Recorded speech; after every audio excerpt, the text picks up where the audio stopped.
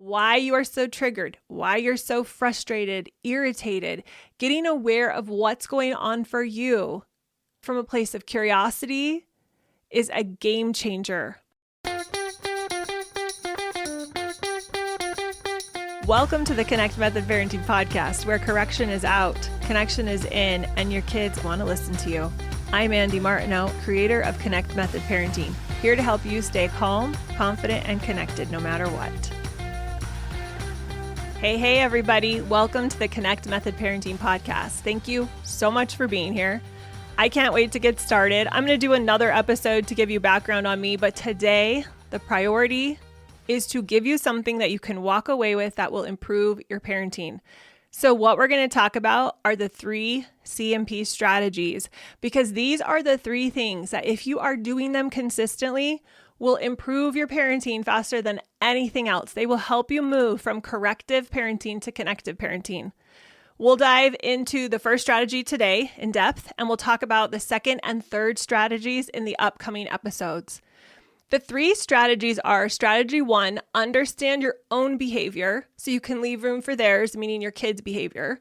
Strategy 2 is consistently connect, and I'm going to define what that means and how it's very different than just hanging out in the same room as them. And strategy 3 is choose closeness when there's off-track behavior. And you're going to want to go into fight or flight mode or give them a consequence. You're going to learn how to choose closeness instead. It's really in these 3 simple, doable strategies that everything will change for you. So let's jump into strategy 1, which is understand your own behavior so you can leave room for your kids. It's about understanding our nervous system, our triggers, our traumas, all of the things that cause you to feel frustrated or irritated or annoyed or resentful when the kids have off-track behavior. Parenting by connection starts with you as a parent, not with your kids. It's not about fixing the kids. It's about understanding and getting curious. So let's dive into how we do this. There's a tool I teach inside League, which is the most amazing place if you're ready to go all in on Connect Method Parenting. We learn the foundations of Connect Method Parenting. We implement and iterate on it. We make Connect Method Parenting your reality. So inside this group, I teach this tool that is so powerful and simple. It's called STEER. It's inspired by cognitive behavior theory. Stephen R. Covey, who talks about the space between the stimulus and the response. Viktor Frankl, who, if you have not read his book, go read his book. It's so good. It's called Man's Search for Meaning. When I read it, I was so inspired by the way he was able to see his life and show up as a person inside of a concentration camp. I remember thinking, if he could figure out how to do it in that situation, I can figure out how to do it in my situation with my kids in my messy house. He has 2 quotes that were so inspiring to me. The first one is, when we are no longer able to change a situation, we are challenged to change ourselves. Isn't that so good? Oh my gosh, it will forever be my mantra. Realizing that I have the power to change myself and I don't have to wait for any situation outside of me to change. The other one that really stood out to me when I was studying his work was everything can be taken from a man, but one thing, the last of human freedoms, to choose one's attitude in any given set of circumstances, to choose one's own way. And I'm also inspired by the works of Byron Katie, Pema Chodron, so many people I studied along the way that helped me see the world differently and ended up culminating in what I now call STEER. It allowed me to dissect what was happening and see what worked, what didn't work. What am I thinking? What are the emotions I was feeling? What are the actions I'm taking? What is the result I'm creating in my life? And what that did for me is it allowed me to learn from past events, prepare for upcoming events, and have so much awareness about what was going on in my mind that I was able to start to change my neural pathways, my habits, change my default way of showing up for my kids. It is one of the most important tools we use in strategy 1. I'm going to explain the STEER. It's an acronym and it's not spelled correctly. It's spelled STEAR. I'm going to go through what each of those letters mean and unpack it for you as we dive into strategy 1. I'm also going to include in the show notes a link so that you can see STEER visually. It's such a cool acronym because not only does it work perfectly with what I'm going to teach you, but I also love that it gives you this imagery of a steering wheel. You are in control of driving your life. And if you let your life go on autopilot, it's just going to steer down some random path. The more you understand your patterns, you understand why you're getting frustrated when they fight, why you're so triggered when the house is messy, then those discoveries will allow you to start interrupting those old thought patterns, those old steers, and replace them with new habits, new thought patterns, new steers. I want to break apart steer line by line so that you can understand it conceptually. The easiest way for me to think about steer is stacked up vertically. If you think of lined paper, put one letter on each line. So STEAR. So S stands for situation. The situation is the only thing you don't have control over. You don't have control over your kids' attitudes. You don't have control over the weather. You don't have control over traffic. You don't have control over if your toddler eats dinner. You don't have control over your teenager deciding to say you're stupid and walk out of the room. You don't have control over those things outside of you. You never will. So you might as well accept it. It's so much better if you can say, all right, no control over there, but what do I have control over? And when you can accept this, you will be able to create an environment where your children can thrive and where they can actually want to listen to you, where they will choose you to be their leader. I'm constantly getting asked, Andee, how do I get my kids to want to listen to me? How do I improve my relationship? This is the first step in the process. Stop trying to control what you don't have control over. And this doesn't mean you're giving up on your impact or influence over your kids. You're not going to be a passive parent. You're actually going to be more active, more impactful, more influential, the less you try to control the things that are not within your control. Once you start focusing on what you do have control over, and seeing the neutrality of all the things you don't have control over, your emotional response will be grounded and you will be able to show up calm, connected, confident. You'll be able to set limits, have difficult conversations. It starts with you focusing your attention and energy on yourself, understanding what's going on for you. This is where you begin because you as parents set the tone for your home and for your children. So understanding what the crap is going on for you up here, why you are so triggered, why you're so frustrated, irritated, getting aware of what's going on for you from a place of curiosity is a game changer. I want you to hear that because when I first started understanding what was happening in my head, I was very critical and mean to myself. I thought, why are you so reactive? Why are you so explosive? Why can't you keep your cool and be more patient? And I was so critical. And being critical with ourselves does not work. I stayed in a place where I didn't make progress for a very long time, and I don't want you to do that. I've seen the same pattern in my clients too. If they're critical, if they're beating themselves up, they're not going to make the progress they want. That's because we don't change when we're critical.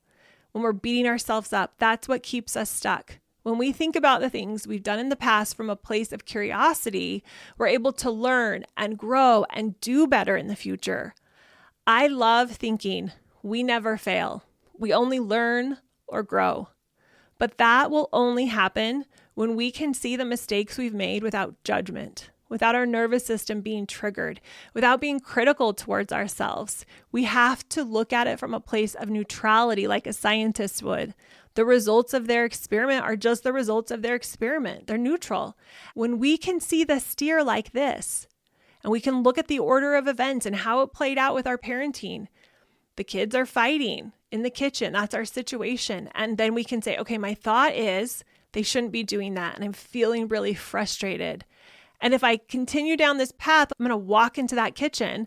I'm going to start issuing consequences and the result will be disconnection. That's the steer we want to start to understand. We want to look at those steers. We want to see what's happening. As we are able to look at those steers with clarity, we can pivot and change how we behave in the future. It's these small and steady changes that create new neural pathways so that our default for parenting is one of connection, not correction. We're going to use the example of the boys' bedroom that has 2 piles of knee-high dirty clothes, beds that haven't been made, and 5 dirty plates and 3 cups, let's say. So this is the situation, the S of steer. Now, what happens when I walk into the bedroom and I see this situation? I have a thought about it.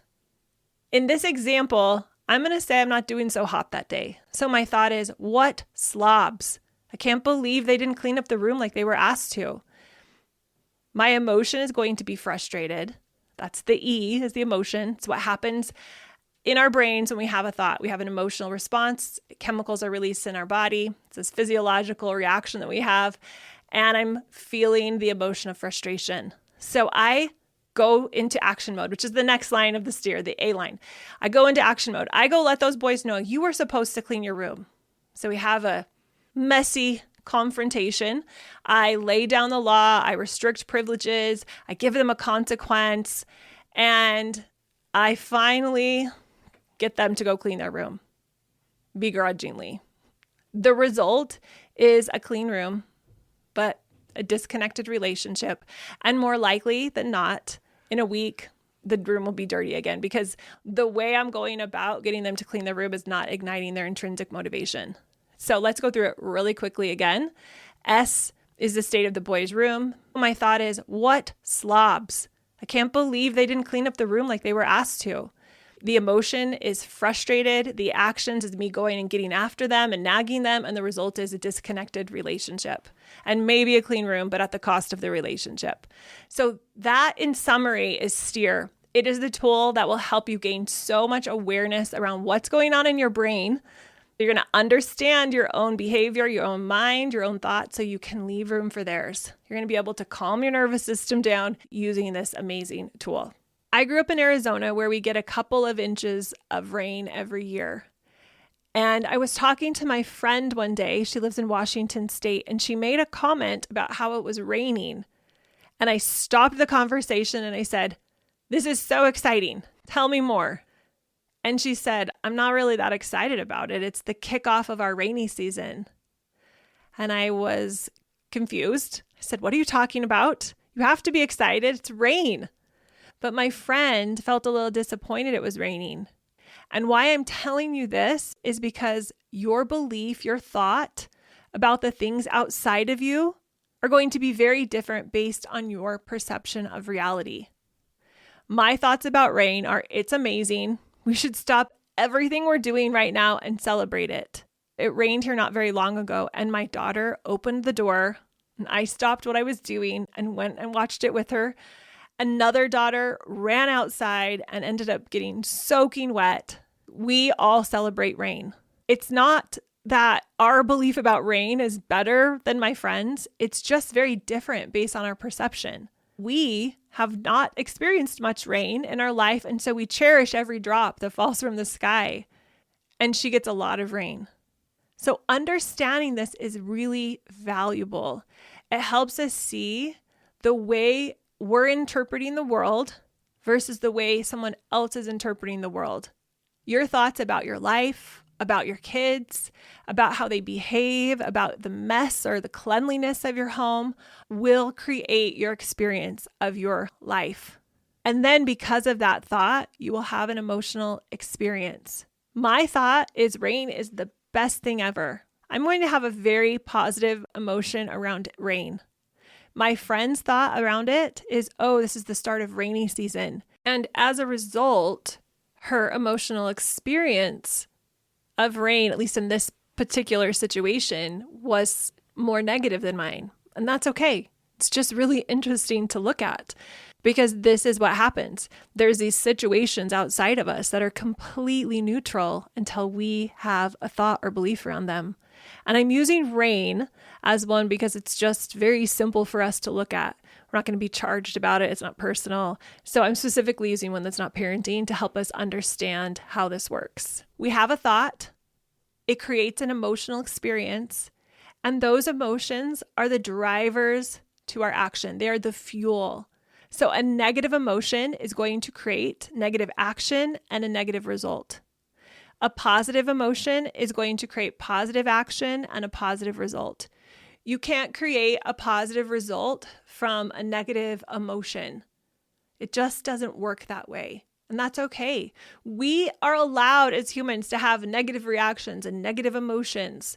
But do we want to stay that way? Sometimes we will, sometimes we won't. A lot of the work we are doing to understand ourselves so that we can leave room for our children is allowing us to see how the negative emotions that we're having because of the subconscious autopilot thoughts that are coming automatically, how they are creating actions and results we don't like. We're able to see the steers and we're able to say, this is what's creating my life. You'll see that we have situations outside of us that are outside of our control. We have thoughts based on our reality and our perception. We have emotions that come as a result of our thoughts, which drive us into action and ultimately create our life. Let me tell you a story how I first became aware of this pattern that I now call steer. It wasn't pretty. It was absolutely incredible though, because it taught me so much. There was this day in 2007, the baby was asleep. My oldest had gone to school, and that left me with 3 toddlers roaming around the house. I was able to get the laundry done, get the dishes done before lunch, which was a miracle. And I even got dressed. But 30 minutes into me being so productive, I realized that it was very quiet and I needed to go check on these 3 toddlers because I did not know what they were up to. I figured they were in the playroom, which was a converted 2-car garage off the kitchen. It was decked out in 70s dark cabinets, indoor-outdoor carpet that was brown and rough. We had this huge beanbag. Do you remember Love Sacks? I think they're still around. With this fabric that everything clung to. We had toys in there, our DVD player, our Nintendo GameCube that we had just sprung for. I peeked into the playroom and I lost my mind. I saw the Costco-sized bottle of baby powder on the floor, hence the name, the Great Baby Powder Blizzard of 2007. They had done a phenomenal job turning this room into a winter wonderland.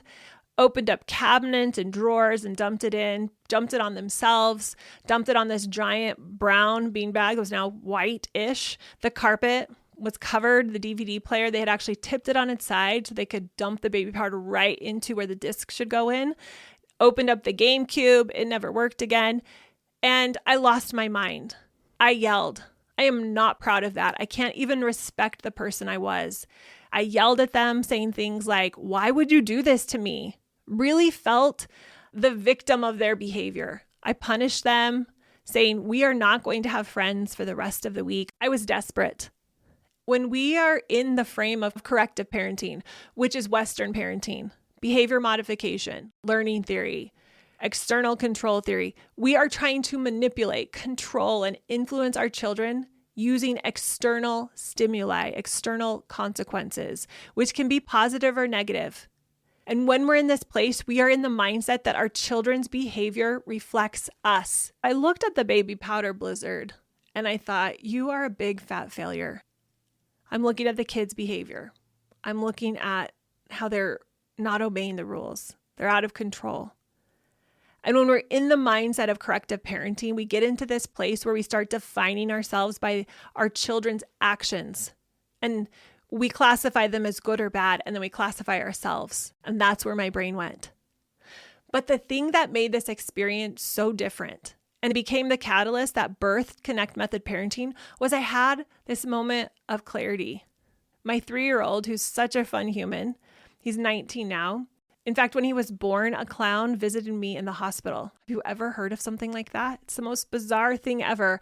A clown came into my room, put a clown nose on my 1-day-old, or it might have been only an hour or 2 old, and took a Polaroid picture of it. And my sister Darby was visiting me at the time, and she was in the picture.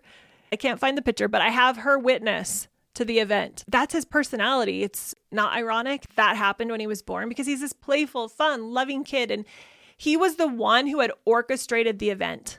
When I started losing my mind, he started crumbling. I could see his face go from, "Mom, look at what we created," to, "Oh my gosh, I'm not good. I had this moment where I questioned what I was doing and I said, what if this isn't the only way to interpret this situation? What if you're wrong about what you're thinking about the baby powder all over the playroom? I was able to shift from this shouldn't be happening. They're making my life hard. I'm overwhelmed, underappreciated. They're taking advantage of me to they're just kids. They're not trying to make my life difficult. It's okay. And when I pivoted my belief, my emotions shifted. The chemical reaction in my brain changed. It's physiologically what happens when we change our emotions. And because I was able to change my awareness and pivot my perspective, and my thoughts changed, everything else changed. My emotions went into acceptance. I was not resisting it. I was just accepting what was. I was able to laugh about it. We have a picture of the baby powder blizzard scene. So fun. We cleaned it up quickly.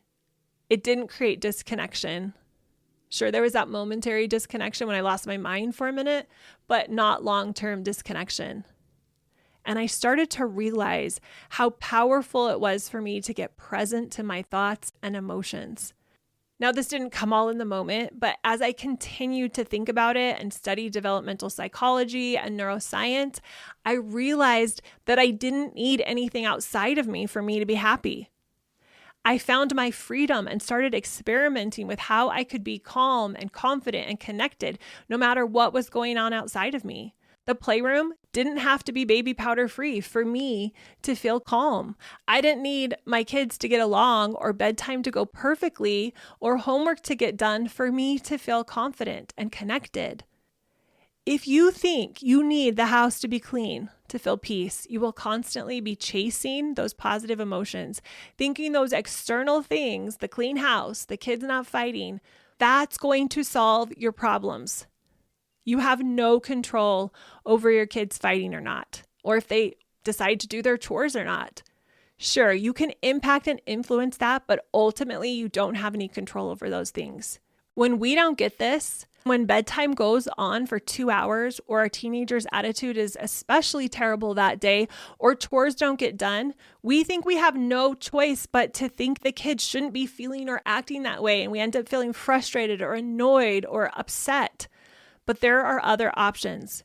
We can choose to change our thought about the situation, and then everything changes. How we feel, what we do, and the results we're creating.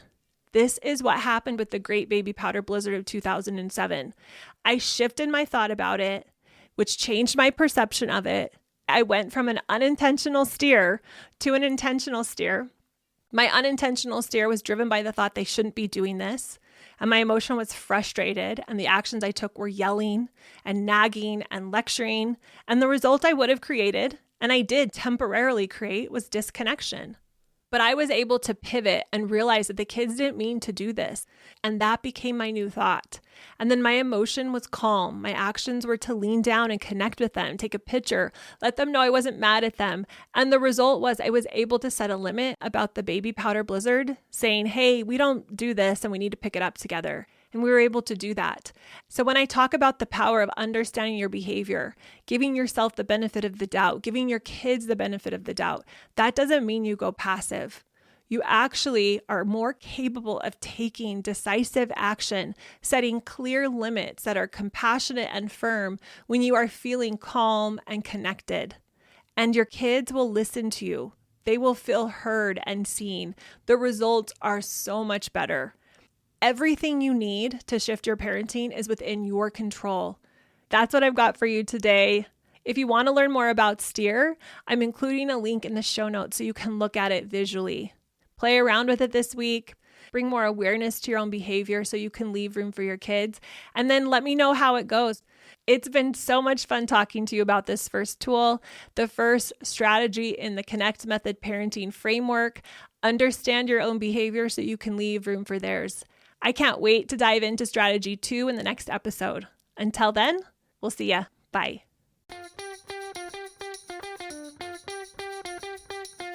If you enjoyed listening to this podcast, come check out League, my Connect Method parenting coaching program.